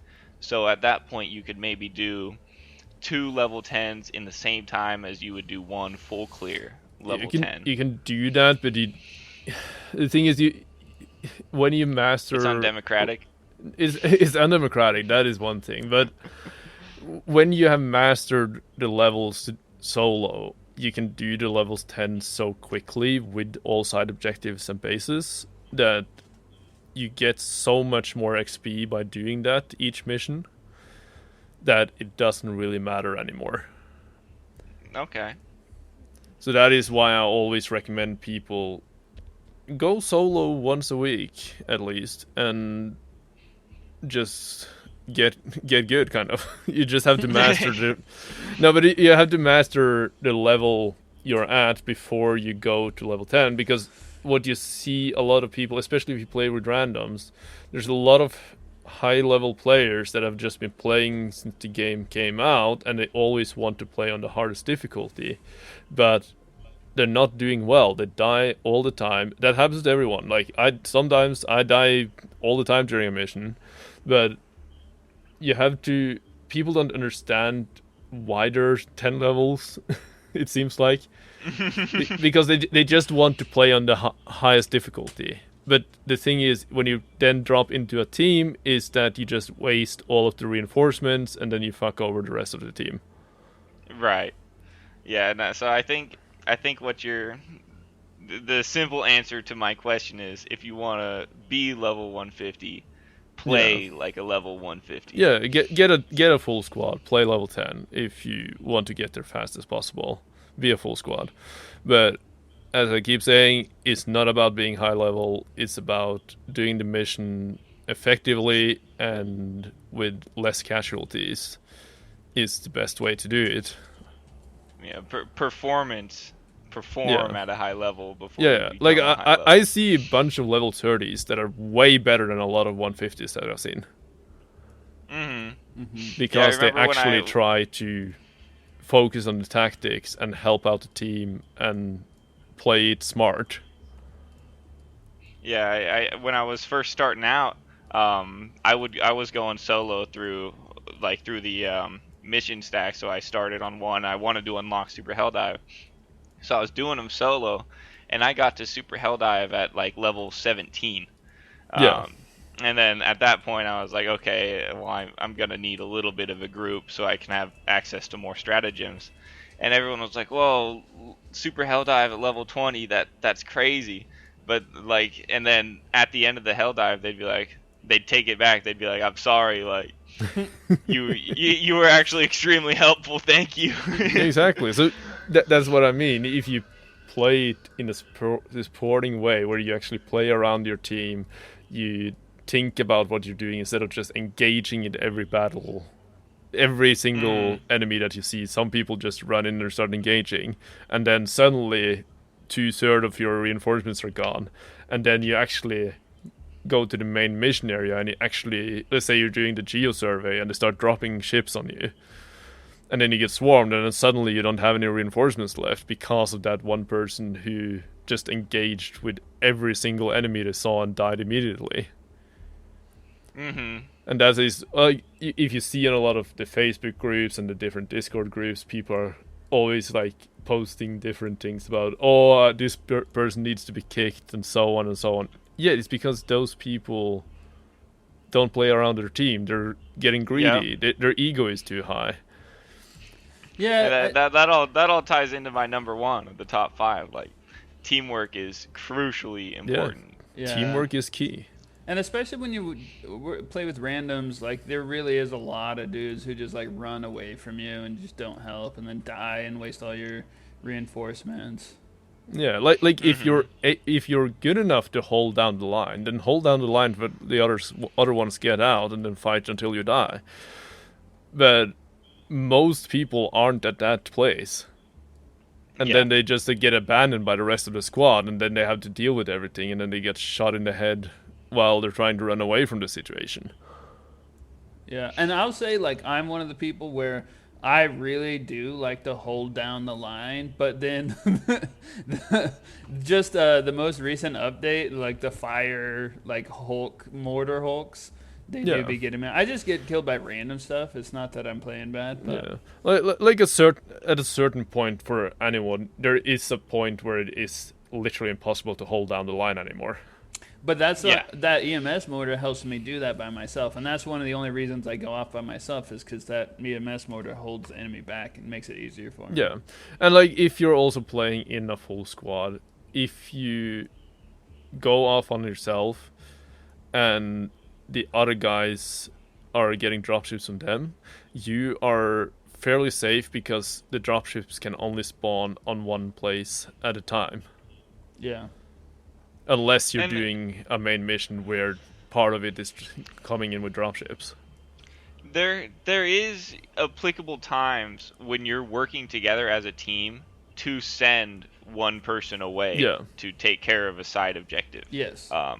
As long as you're not just, like going off like, I don't need my team, I can do this on my own, you're going to end up like making everybody worse off. But there is a situation where you can be like, you go take care of that while us three focus. Like if there's close objectives or one of them's like a disruptor, you can you can coordinate accordingly. Yeah, and exactly. And Exactly. even though I have gone off by myself, it's normally it's not me going off by myself. I'd rather have people with me. Most of the time, it's that I'm holding down the line, taking out 3 dropships, and people start leaving me. So I'm like, I'm more of a clear all the way through. I'm a completionist. I like to kill everything, and then like by the time I'm done killing this wave, my buddy's 2 kilometers away hitting the next objective. That's most of the time what happens.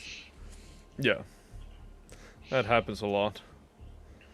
Because it takes But time to kill it's more effective if you're going to hold the line. Group up. It's more effective if everyone is there. You get 100%. done with you clear them out faster. You get less deaths. Everything goes much smoother.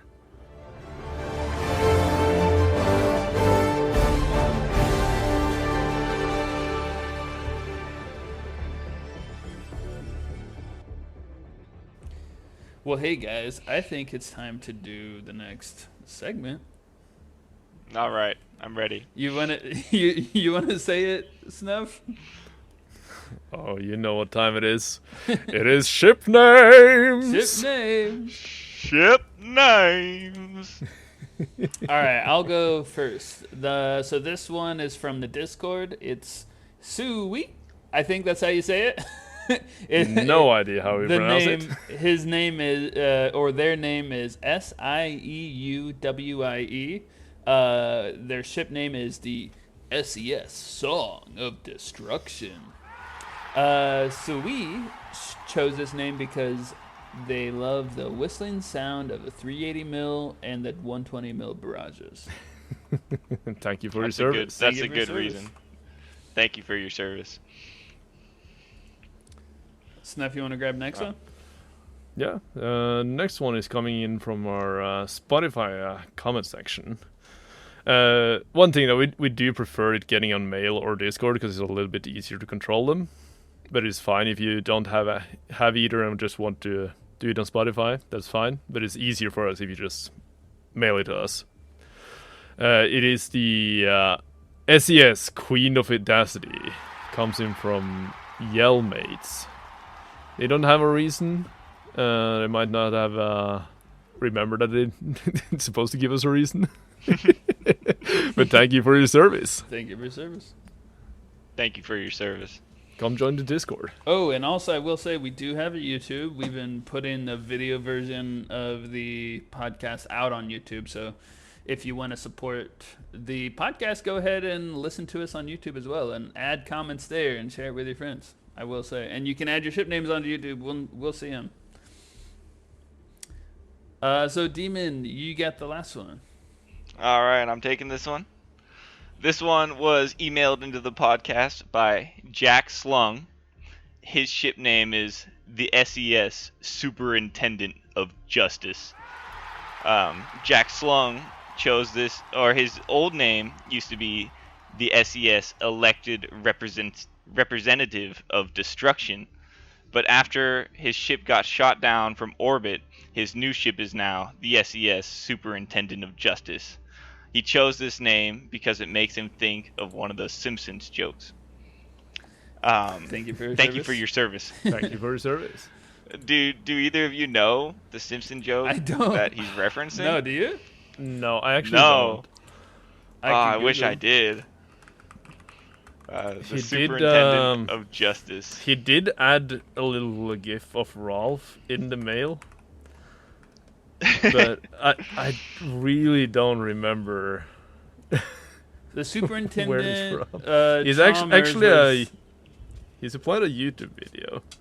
It says the Superintendent Chalmers was introduced in the episode Whacking Day as a boss for Skinner. Harry Shearer and Hank Azaria, the voice of Chalmers, fell right into the characters and quite often ad-lib between them. That's all I got from Googling it. I feel like I gotta, do some research on the Simpsons. He's applied a YouTube video, so I will watch that later, I think. Okay. Yeah, that's a good name though. The Superintendent of Justice. Yeah. I like that one. Yeah, and we need more ship names. So if you haven't joined the Discord or you haven't sent us your ship name, go ahead and send that in. So, Snuff, first of all, I don't think we really covered it, but how did the last community challenge go? The community challenge is still going. It's going until Monday 6 p.m. Now, I don't know which time zone that would be. It just says Monday 6 p.m. So it goes on to 31st of March, basically. Oh, it's the Super Earth Standard Time Zone. Yeah. But yeah, we don't have any new challenge yet, since that one is ongoing, but we will have one soon enough after some polls I think I will post. But what I will do is do some congratulations and welcome some people into Valhalla. All right, go Oh, ahead. all right. And that is Darsrad and Coyote J from our Discord. Jeg sier velkommen til Valhall. Velkommen, ekte berserkers. There you go. They did the Berserker Challenge. They dropped in with me yesterday. Dars, especially Dars, I gotta say, he's been grinding this so much. I talked to him a little bit on Friday night, and he sounded so devastated because he's been grinding so hard, dude. He's been attempting this challenge every day for like 2 weeks. Yeah. And he was like, I've given up, man. Oh, fuck that, Dars. You dropping in with me tomorrow on Saturday. We're getting you to that challenge. You deserve it. You've been grinding so hard, and he finally made it. So they are both now in Valhalla. We'll never see them again until Ragnarok. And yeah, good times. And thank you for your service. Thank you for your service, guys. Thank you for your service. Awesome. Valiant effort of Valiant Helldivers effort. right there. Awesome, He awesome. was so incredibly happy when he finally got it. I've never experienced Dars that happy. He popped a brand new whiskey bottle when to celebrate it. Oh my gosh. He was in ecstasy, man. Yeah, man, I can't imagine. Every day He's I was ri- hopping I- in the Discord seeing Darth attempting that challenge. Yeah, I think he's still riding that cloud of ecstasy, man. That's amazing.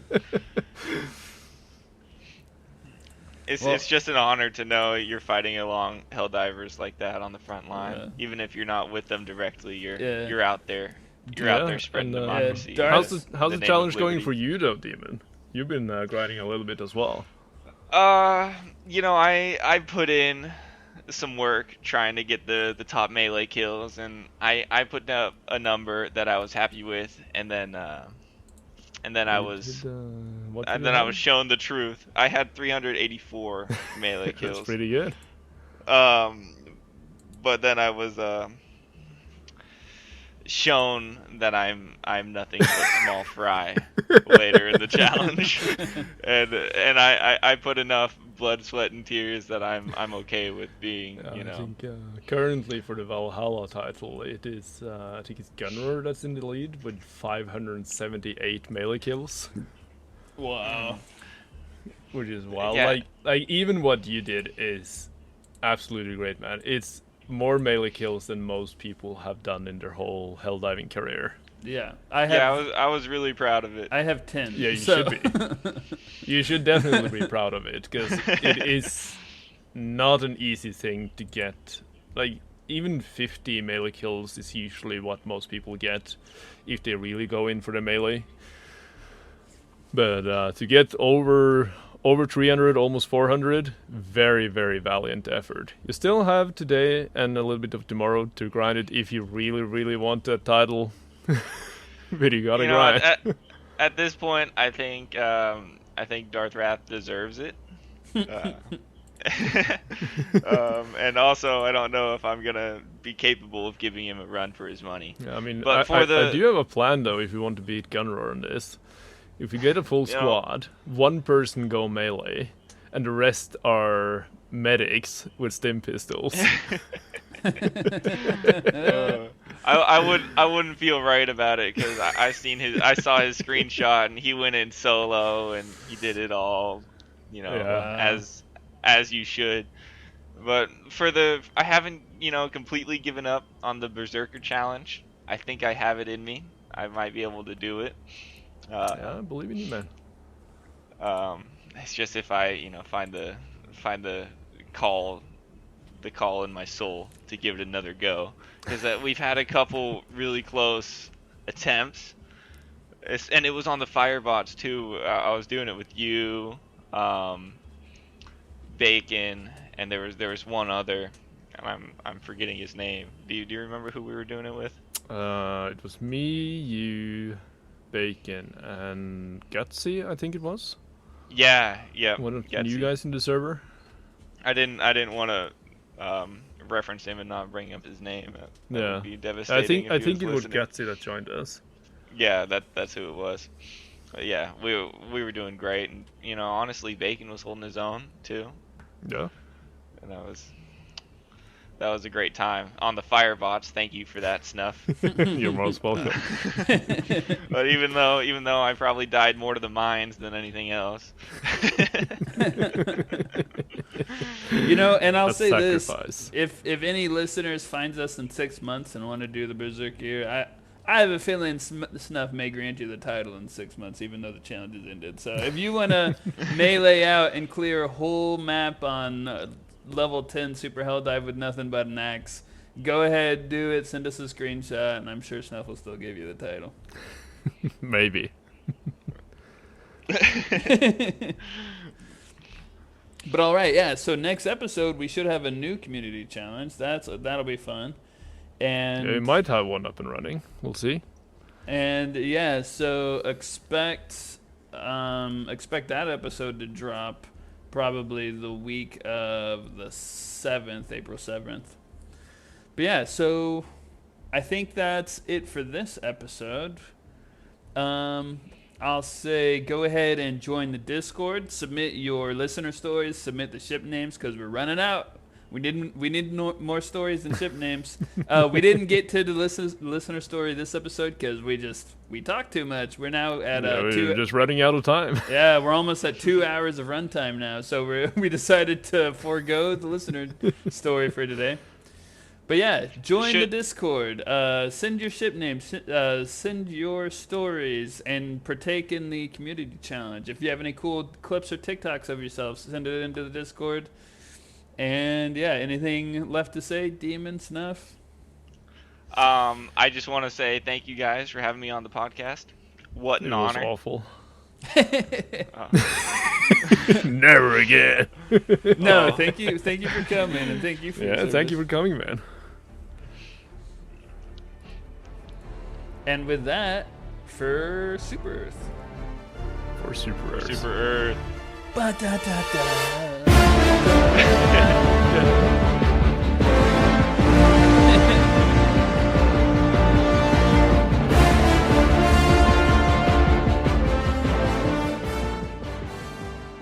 All Super Earth podcast content is based on the game Helldivers 2, created by Arrowhead Game Studios and published by Sony Interactive Entertainment.